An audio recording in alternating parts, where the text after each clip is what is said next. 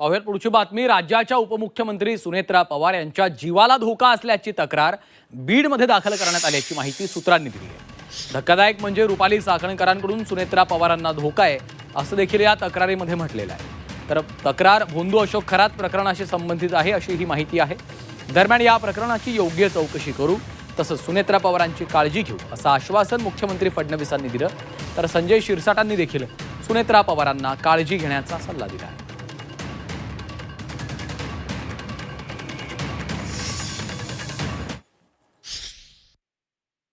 आम्ही उपमुख्यमंत्री सुनेत्राताई पवार यांची पूर्ण काळजी महाराष्ट्राचं पोलीस खातं घेईल।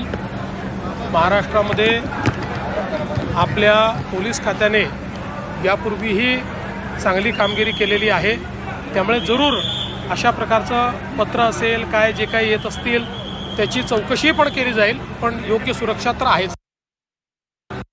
सुनेत्रा वहिनीच्या जीवाला धोका आहे की नाही हे तर पोलीस तपासामध्ये दिसेल, परंतु त्यांनी सावध राहिलं पाहिजे एवढं मात्र निश्चित आहे। राजकारणामध्ये एखादी महिला जेव्हा अशा एका मोठ्या पदावर जाते त्या टायमाला त्यांना संकटाला सामना करावा लागतं, हे अनेक वेळा आपण पाहिलेलं आहे। म्हणून चाकणकर असतील किंवा इतर काय असतील, आता ती चौकशी यासाठी करते। या चौकशीमध्ये मला वाटतं हे सर्व निष्पन्न होईल, परंतु सुनेत्रा वहिनींनी सुद्धा आपली स्वतःची काळजी घेतली पाहिजे। परंतु अत्यंत गंभीर असा हा जो विषय आहे, त्यामुळे त्याच्यामध्ये अत्यंत सखोल चर्चा झाली पाहिजे आणि सर्वात महत्त्वाचं ह्यात जे कोणी दोषी असतील ना त्यांना फासावर लटकवलं पाहिजे। विशेष म्हणजे रुपाली चाकणकर ज्या महिला आयोगाच्या माजी अध्यक्ष आहेत त्यांच्याकडनं हा धोका असल्याची तक्रार आहे। या संपूर्ण प्रकरणात जे कोणी दोषी असतील त्यांना जास्तीत जास्त कडक शिक्षा झाली पाहिजे। याची सत्यासत्य पडताळा काय आहे ती, आणि त्याच्यामध्ये जे कोणी दोषी आढळतील त्यांना अत्यंत कठोर असं शासन झालं पाहिजे।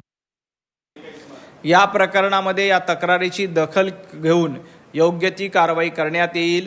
सुनेत्राताई पवार राज्याच्या उपमुख्यमंत्री आहेत आणि त्यांच्या जीवाला असा काही धोका असेल, काही प्रकरणात कुणाकडनं केलं जातं तर निश्चितपणे राज्य सरकार त्याची दखल घेईल, किंवा ही तक्रार खोडसाळपणाने दाखल केली आहे का याबद्दल देखील माहिती घेऊन योग्य ती चौकशी करून कारवाई केली जाईल।